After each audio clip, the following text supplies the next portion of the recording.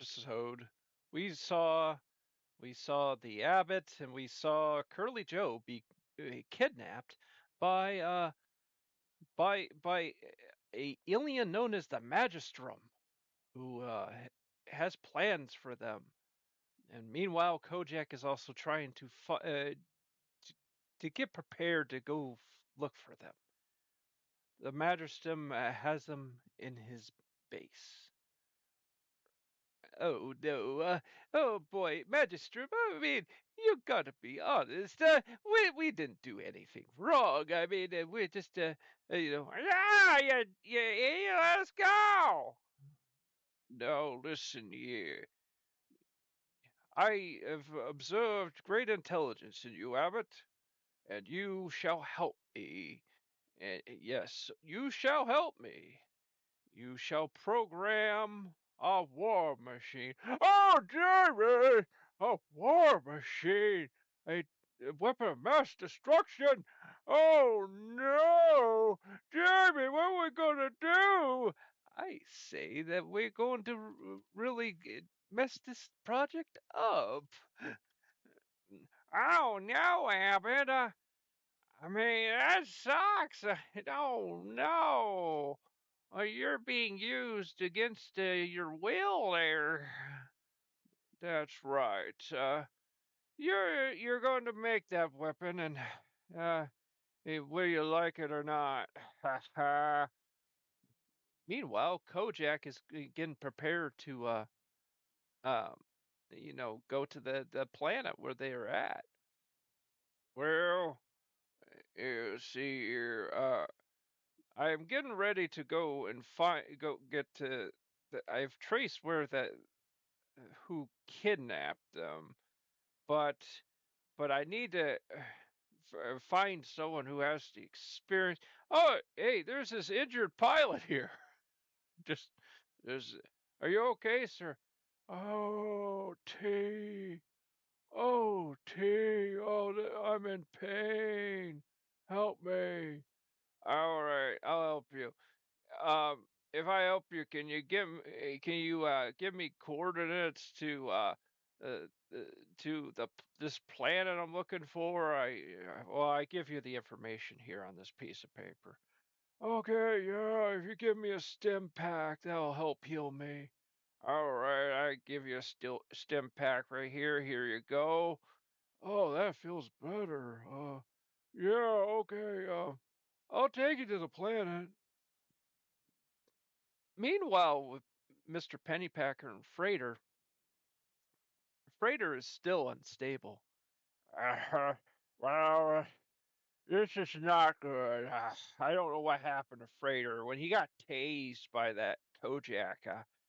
That was that was something. He almost killed me. I had to tell him last episode. You if you do this, you'll become a baby face, and that scared him real bad. Wow, that was smart of me to say that. He was going to do it, but he wasn't in his right mind. Like you think, like he was like, "No, I'm going to stop your villainy once and for all." No, oh no, it was more psychotic kind of thing. It was really crazy. I don't know. This is going to be hard to deal with. I'm actually worried he's going to really hurt the guys who play the game, play the games for this channel. I'm actually worried about that. I think I have to let him go. He seemed like he calmed down a bit. All right. Are you okay? Are you ready to walk around, or you just? Well, sir, I will let you know that I am wonderful. I am feeling great. And this room is so bland, but it's a blandness that really excites me. Uh oh. That doesn't sound normal at all for him to talk like that. Um, Well, I know everyone's saying it's going to be content if you hit the button and let them out. Okay, just remember, Frater, you kill me, that makes you a baby face. That would be a terrible thing. That would be an awful thing. Oh, he's still very much a heel. He's just mentally unstable right now. I hit the button. Oh, I get to walk around. Right foot, left foot. Right foot, left foot. Arrogance, arrogance. Arrogance. Uh, what's going on? Anyone at home can tell me what's going on. Anyone in psychiatry or therapy? What is this? This is weird. Oh, you sir, you have a problem. Uh, okay, what's the problem? Your beard. It's 2 inches too long. Uh, wait, this? I didn't know there was a restriction or something. Well, of course. This is an Amish village now. Oh, no! That's right. We have a restriction on beard length, and also the your straw hat is a little bit. The brim is a little too long. Folks at home, do you see a hat on my head? This is not good. I probably should have hit the button, but our show, this episode is probably going to be a little bit on the boring side, so I think I kind of need him to be a little bit loony. Um, Freighter, so we got some issues here. So, oh, issues. How about some tissues? Oh, he's putting the tissues in my face. Okay. What's the problem? Okay, you ready? I'm ready. I mean, what's the problem? Okay, so the problem is Abbott and Curly Joe. They've been kidnapped by an alien named the Magistrate. Uh, oh, well, that's interesting. Um, why should I care? I mean, well, they're the people who play the video games.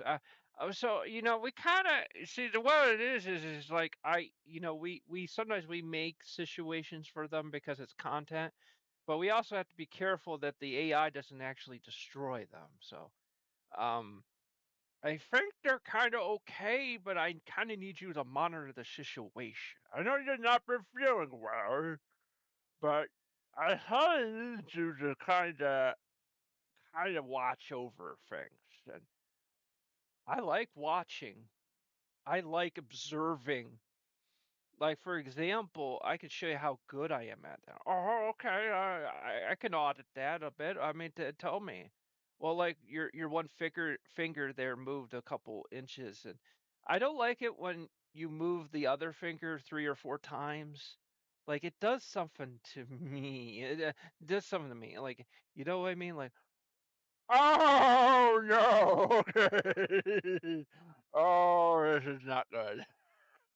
I'm gonna have to cut this conversation short because I don't know where his stability's going with this.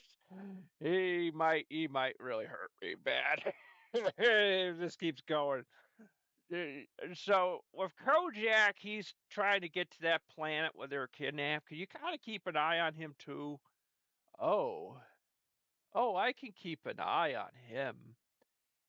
He's the cop, right? Yeah. Yeah, he's the guy who tasered you. Oh, I should have told him that. Oh, so he's the one that basically nearly destroyed me. He like sent me to almost another universe. Yeah. I look. I don't know how much voltage was in that thing. That really really hurts you pretty bad. Oh, I don't think there'll be any retaliation from me. I don't think.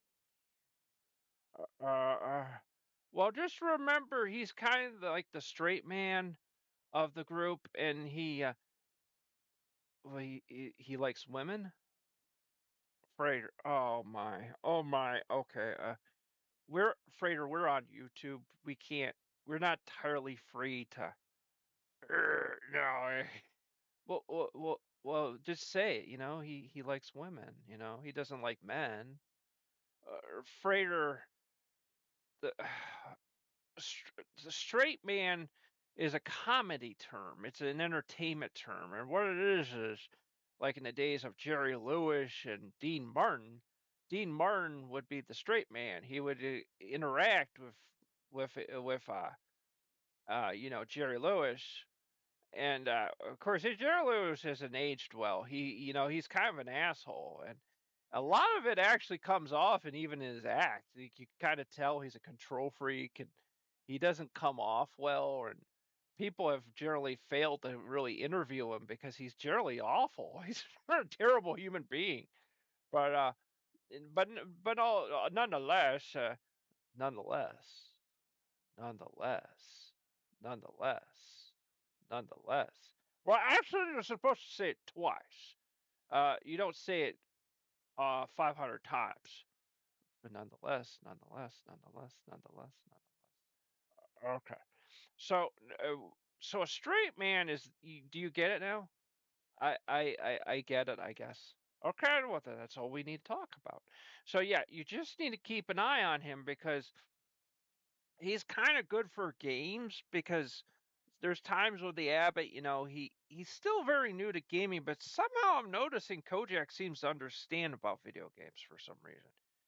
Maybe when he was friends with Dark Milo. Excuse me? Uh, well, uh, uh, well, when he was friends with Dark Milo, that was before I brought you back, to help me out. That he was actually aligned with Dark Milo. Pardon me? Uh-oh. Uh, I he was partnered with him with that thing. Yeah, yeah, he was. What did I say about retaliation? Oh no. Oh, I've taken this too far, people. I think there might be some pain heading towards Kojak's way. I might have to make plans to somehow find hope. Maybe Curly Joe somehow gets interested in finally playing video games because I don't know Kojak's gonna last too much longer. Yeah, I'll keep an eye on him. Okay. And this retaliation thing that's like in my head now. It's like okay, okay, go on upon your work. Yep, I'm going to work. I love my works. I love it. Oh, so back at the with the Abbott and stuff. Abbott's formulating plans himself. So Curly Joe, this is what we're gonna do. We are going to make his war machine unstable. Oh yeah, that would really be good. That would really throw a monkey wrench in the whole works. Oh yes, it will throw everything off. It'll be wonderful, wonderful, wonderful. We'll play a game together. I love video games. It's hard times for Shaco Mako. Oh, Shaco is looking kind of rough. Well, you would too. If you're just doing a hard survival out in the middle of nowhere, collecting lumber, just making your way in the world, you can't go to Walmart. Abbott, you just can't. Well, yeah, you definitely can't do that. Oh boy, it's Curly Joe. Well, I mean, Curly Joe is a very nice person. He really adds to our group. But that was kind of creepy. Oh, he kind of snuck up on us, actually. I wasn't quite expecting him. We got a weapon. he's kind of low leveled. Well, he kind of took a chunk out of us, you know. You can't actually like. We'll take his sword because we can use it as a backup in case something breaks. But so there's the sword. Oh, well, yeah, it's hot times. And of course now we're glowing again. Get that glowy kind of radiation. I'm not entirely sure where we're at, you know, because sometimes we don't commentate over the whole video. I think we're pretty far out. We actually decided to actually go exploring, really try to go as far as we can, and pretty much as long as you pretty much as long as you bring with you stuff so you can have a camp, and you can kind of explore out and just go as far as you want, you know. But like I said at the time we were playing this, Abbott, that you know, we were told, you know, by Mr. Pennypacker and stuff that be forewarned, because whoa, means that didn't actually kill us. That would have hurt. But yeah, that this is still early access, so there are locations apparently that aren't available, you know, like I mean, there's still a lot you can do. So, I mean, there's a lot you can go and do, you know, but just kind of a warning, you know. I have to say, there's something on my mind. Well, I'll talk about it. We got to talk. We just started. Well, oh, it's wolf. That's really that. The survival games, like, this is great. I mean, oh, it's great, wonderful. But, you know, Mr. Pennypacker, you know, he was showing us a lot of the games, you know, like on his wish list, you know, for possible future projects. And I can't help to kind of say, like, it's crazy the amount of independent survival games. Well, a lot of them, I'm going to be honest. Ooh, boy. I'm going to be honest with you.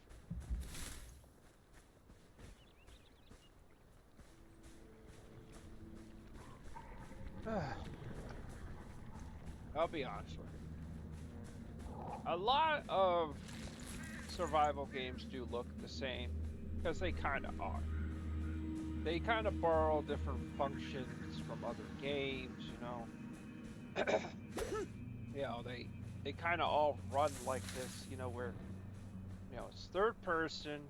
You know, you got a little bit of a combat system. You have unlock system. You unlock different skills and things as you keep going, as you level up. But then on top of it, you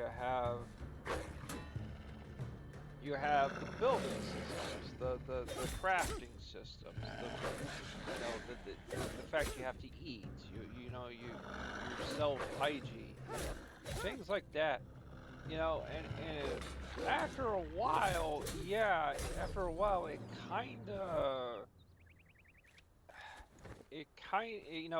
while, you know, it's kind of like the same situation in anything where you get too many copycats, it kind of hurts everybody, you know, and it's a human race issue. You know, there was a time when you never have any of these games, and now you have too many of them. It's kind of that's always the way the situation is, yeah. Mainly it's because AAA companies were sort of like, you know, not really wanting to go too far. Like, you need to understand, you can literally go up to a park bench, tear it apart, and then you can use the wood and scrap metal for your base. Think about that. You know, there was times games where the furniture, the environment was indestructible. It was very indestructible. Forgive me. I've only just been trained to play games recently. Well, that's where you got me. I'm here to help you and guide you through this madness, you know? for the history of games. A lot of people think, well, you're just a police officer from Crackton, Ohio. Well, I am a private detective and all that stuff, all that jazz. And, well, I'll let you know something. I've been in this business a long time. I played a lot of video games on the side, after work. You have to unwind from being a detective and stuff. So it really helps. Oh, I would assume it would. Um, uh, but yeah. So a lot of these games are really cookie cutter, but some people, that's all they need. I mean, they just need about a couple of these and then they're just fine. I mean, look at it, I mean, it is content for the channel. I mean, but yeah, I can see where, probably Mr. Paypacker's kind of going, well, you know, I like it. He's like, we like Enshrouded, but we're kind of running into the same thing over and over. Some of the newer games, like, yes, and then, and again, they're early access, and early access. We might be talking about a game that may end up becoming absolute perfection in 5 years, or it becomes abandoned. And it just never hits its mark. That happens all the time. We got bees chasing us kind of running like crazy here.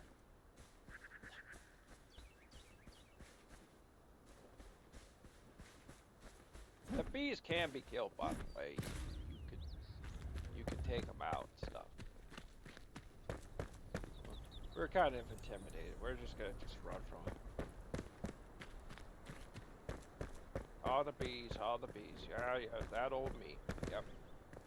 Oh, yes. Oh, see, this area here would make a great base. Not this building here, this is pretty dinky, but the center of this town here would make a great base.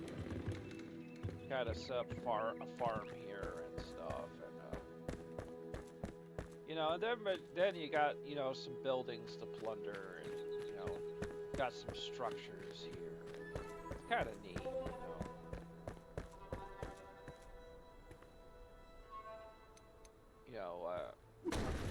I think I've kind of given you a clue about where we're gonna create a new settlement. I generally like this.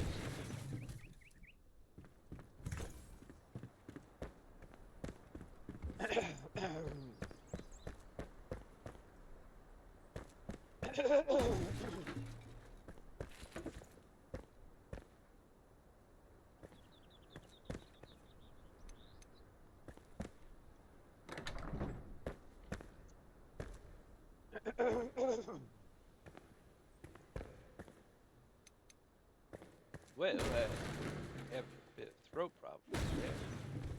Well, yeah, that happens to the best of us. And backpack is full. That's the only downside of a game like this. The more you travel, the more you're gonna build stuff up. So you gotta decide about what is it that you really, really need. Because the reality is you might be surprised you don't really need that much.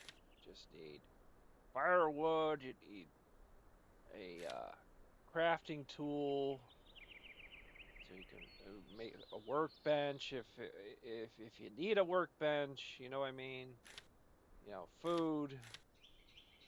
That's kind of generally it. You don't really need to go too far with it. But of course, we're very much equipped to, make a settlement if we have to or whatever.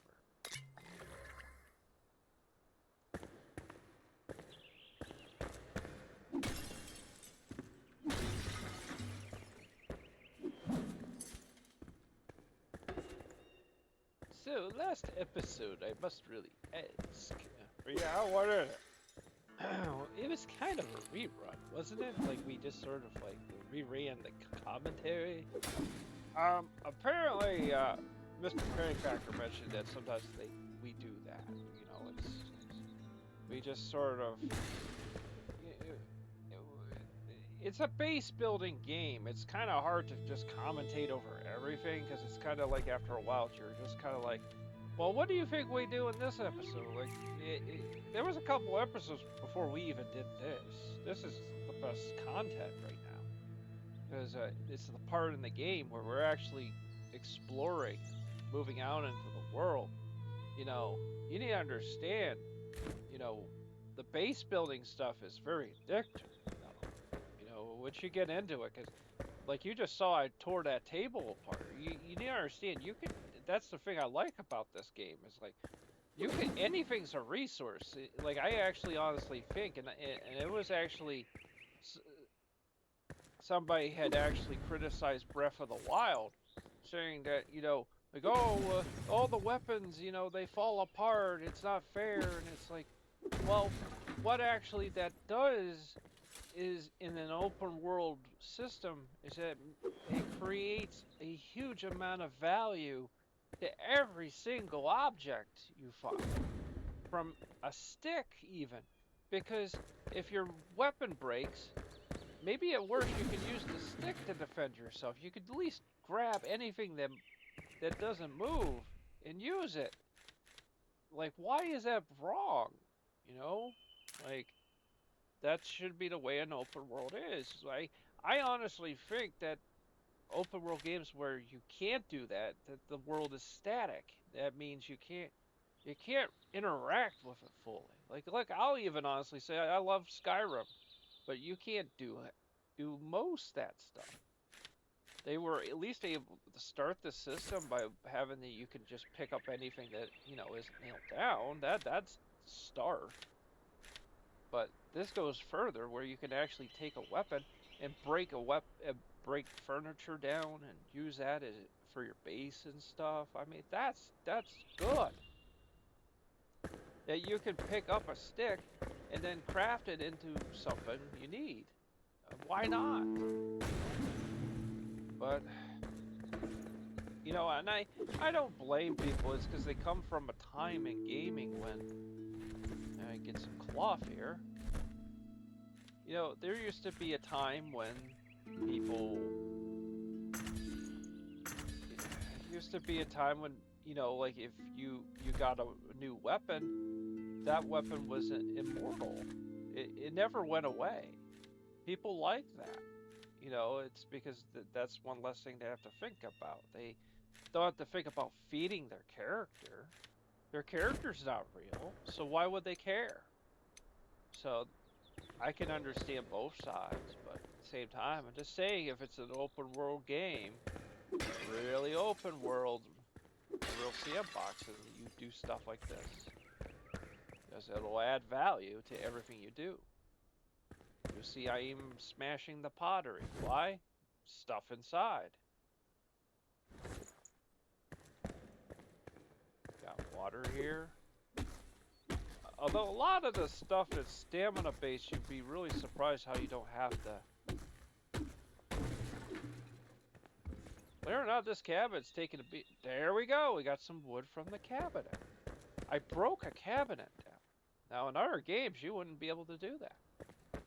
It would just be part of the environment. It's kind of like a mountain. You can't go and you can't. Wow. You just can't go with a pickaxe and just knock them out. That doesn't work.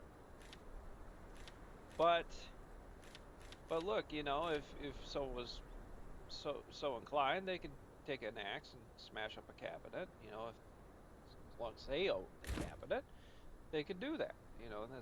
That's makes sense in an open world game. But to have such options, or someone else plays this and they're like, no, that's kind of mundane, and I'm not going to do that. Well, that's your choice. Oh, you can fast travel. Wow. Well, Abbott, I don't want to walk the whole way.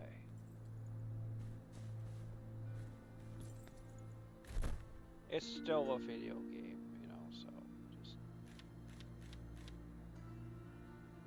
I think the commentary's done for now, man.